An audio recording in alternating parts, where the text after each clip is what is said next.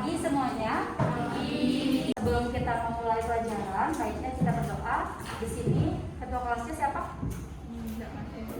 Silakan dipimpin doanya ya, agar apa yang kita pelajari hari ini dapat bermanfaat. Silakan.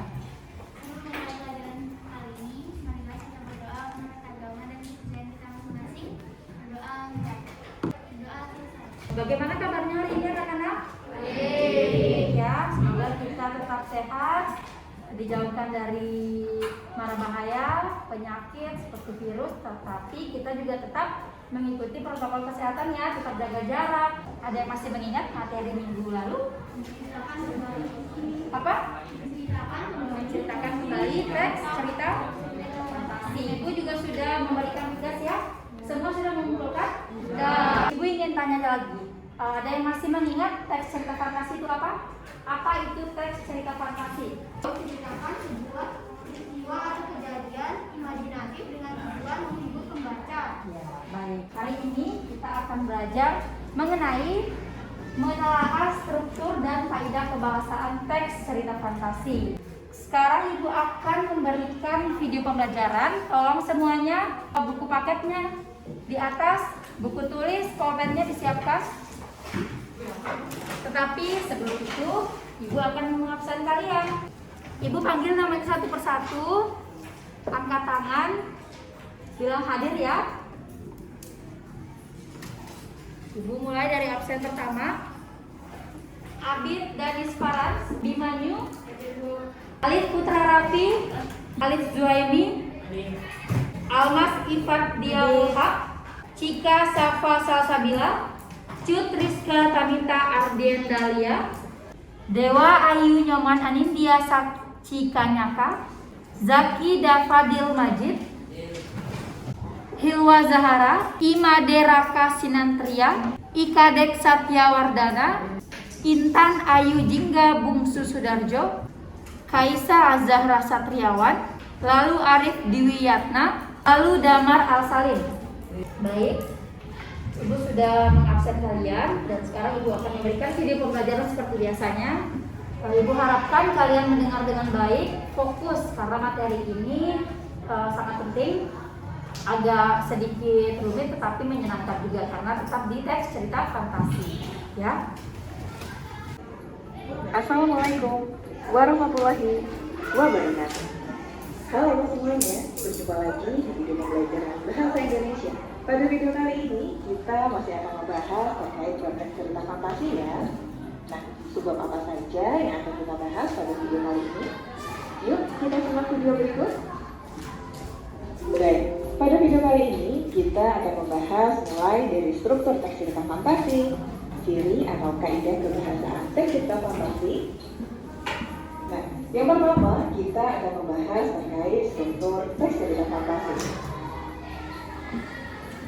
Seperti yang kalian lihat, struktur teks cerita fantasi ada 3 ya. Yang pertama orientasi, kedua komplikasi, dan yang ketiga resolusi. Kita akan mempelajari terkait struktur teks cerita fantasi dan kaidah kebahasaan teks cerita fantasi. Nah, di dalam struktur cerita fantasi ini ada 3 yang harus kalian ketahui.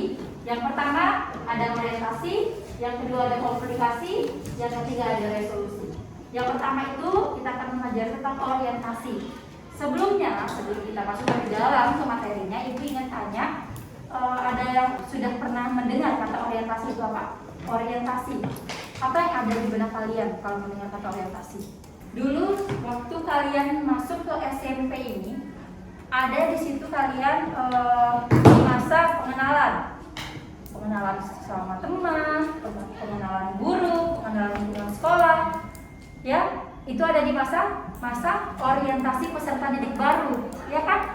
Berarti Ibu kasih gambaran orientasi itu apa? Pengenalan, ya. Tidak ada pengenalan di akhir, tidak ada pas kalian masuk SMP ini kalian kelas 9 baru ada pengenalan sama temannya, baru pengenalan guru, tidak ada kan? Nah, berarti orientasi itu tetap ada di awal, sama dengan di struktur teks cerita fantasi. Nah, Ibu sudah kasih gambarannya. Sekarang kalian simak video ini. Yang pertama ada orientasi. Bagian ini merupakan tahap pengenalannya. Isinya dapat berupa mengenal latar dan dalam cerita. Latar di sini bisa tempat dan waktu. Jadi di mana dan kapan cerita itu terjadi bisa digunakan dalam ceritanya.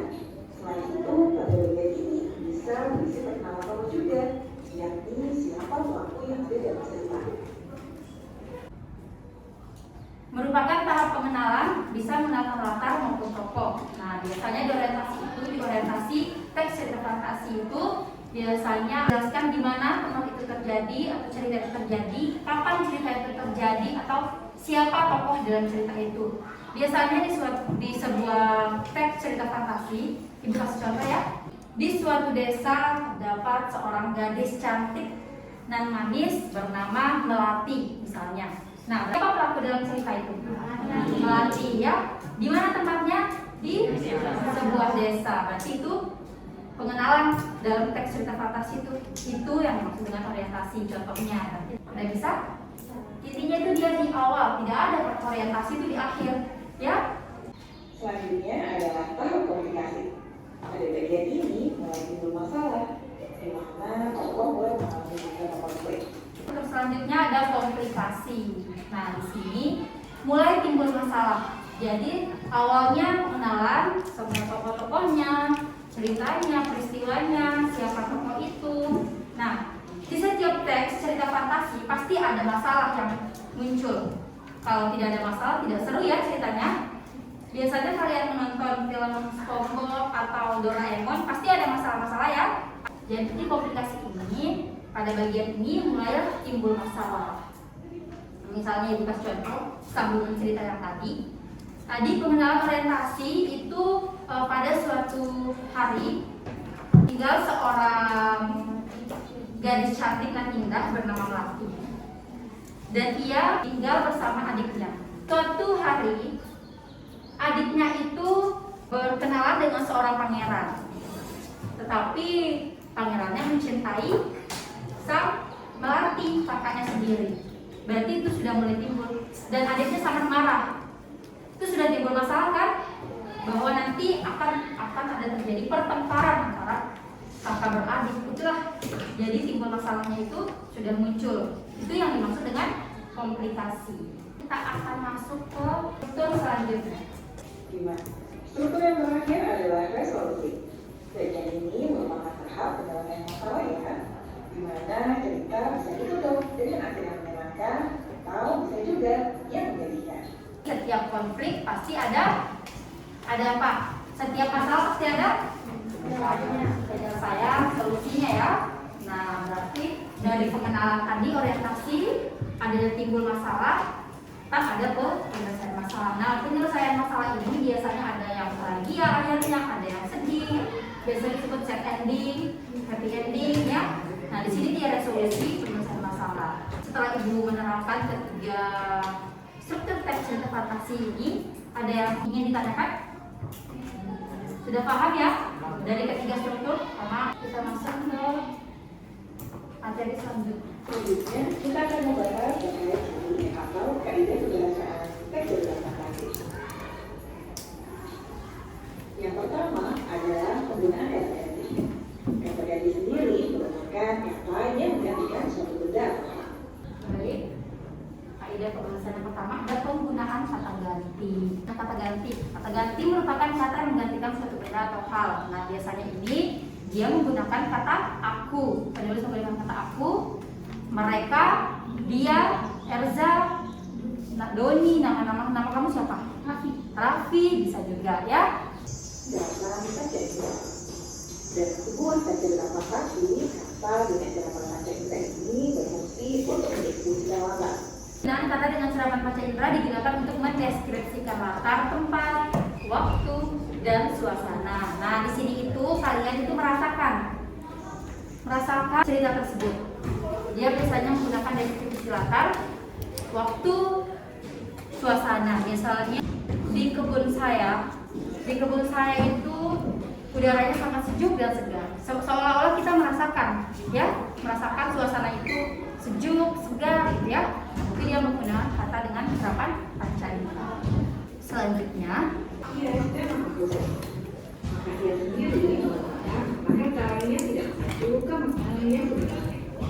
Nah, di sini ada penggunaan pilihan kata dengan makna kias dan makna khusus.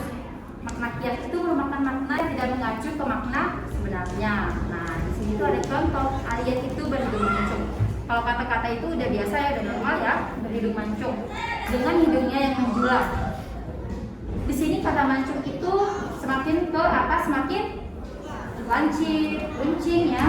Nah, tetapi di sini dengan hidungnya yang menjulang. Kata menjulang itu tidak biasa ya.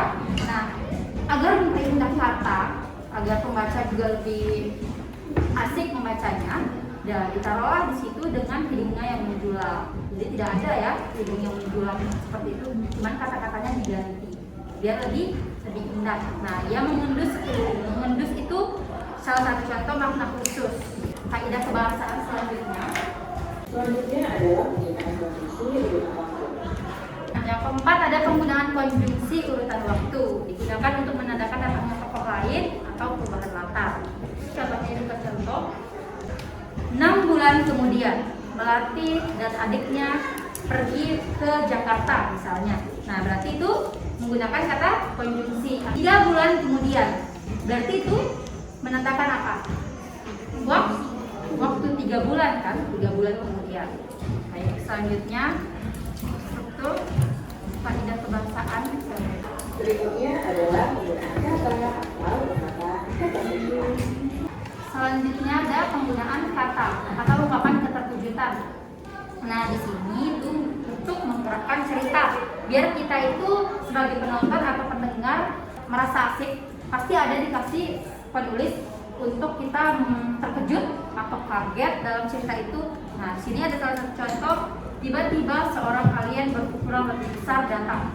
Kita akan kaget, bagaimana rupa alien yang begitu besar itu, ya kan? Pasti kita akan terkejut. Nah, terakhir, silakan didengar dengan baik. Baik, untuk kaidah kebahasaan selanjutnya adalah penggunaan kalimat langsung dan kalimat tidak langsung. Kalimat langsung biasanya diucapkan oleh seorang tokoh dan ditandai dengan penggunaan kata berdua. Nah, yang terakhir ada penggunaan kalimat langsung dan kalimat tidak langsung. Nah, perbedaannya itu kalau di kalimat langsung itu ada tanda kutip 2 di atasnya, itu adalah perkataan dari si pelaku tersebut di cerita itu. Nah, sedangkan contoh kalimat tidak langsung itu dia tidak menggunakan tanda kutip 2. Jadi ada yang masih belum dipahami tentang materi kaidah kebahasaan teks cerita fantasi ini. Ada 6 ya. Bisa tolong disebutkan apa saja?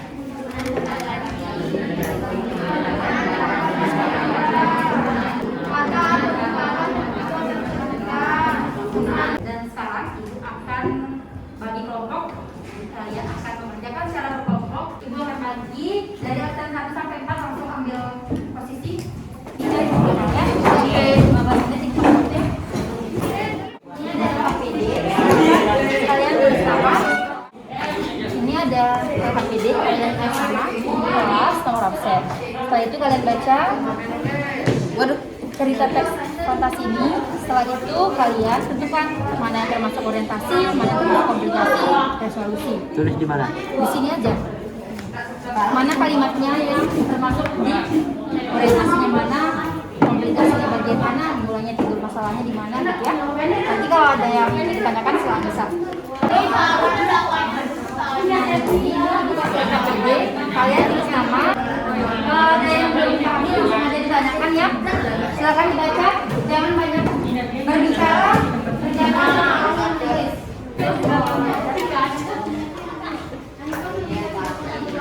Pokoknya mana termasuk dari orientasi itu tulis aja, nggak usah terlalu banyak. Mana yang muncul masalahnya di situ, mana yang penyelesaian masalahnya, ya. Kelompok berapa ini? Kelompok 1. 1, 2, 3, 4. Kadang-kadang didengar teman-temannya di depan ya. Dia mau membacakan tugasnya. Dia Cerita teks fantasi berjudul Berlian 3 Warna. Orientasinya tokoh Anika, Tamika, dan Siska dan ibu. Latar tempat di rumah Anika. Kapan? Minggu pukul 6. komplikasi. Tolong selamatkan putriku, kata ratu. Tetapi Cika dan Tamika memprotes bersama karena mereka berdua membayangkan akan bersenang-senang. Resolusinya, kita tidak gagal dan kita tidak sia-sia. Kita telah berhasil menolong orang dan menyelamatkan diri kita sendiri. Ya, tepuk tangan untuk teman-teman. Nah, kelompok 1 sudah membacakan jawaban orientasinya, tepatnya itu di paragraf pertama. Tapi benar kok jawabannya ada di paragraf pertama. Ya. Komplikasinya sudah benar, ada di paragraf ketiga, dan resolusinya ada di paragraf terakhir. Ya. Ya. Tulis nama di atas. Namanya paling pojok ya.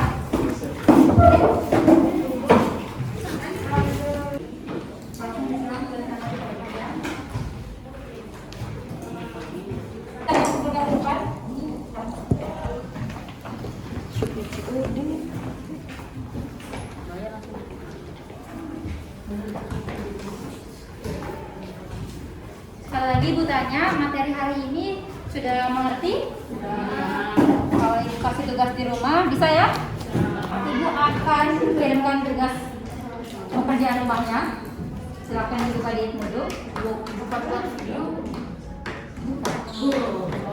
Dan Ibu juga akan mengingatkan untuk materi minggu depan untuk menyajikan teks cerita fantasi. Jadi kalian itu buat cerita fantasi harus bisa, kan sudah tahu struktur apa, unsurnya. Semua sudah tulis nama. Mungkin sampai sini yang Ibu bisa sampaikan. Semoga bermanfaat untuk kita semuanya. Dan sampai jumpa di lain waktu karena hari ini kita di kelas ini ya. Terima kasih untuk kesempatan bisa mengenal kalian semuanya di sini. Wabillahi taufiq wal hidayah. Wassalamualaikum warahmatullahi wabarakatuh. Selamat pagi.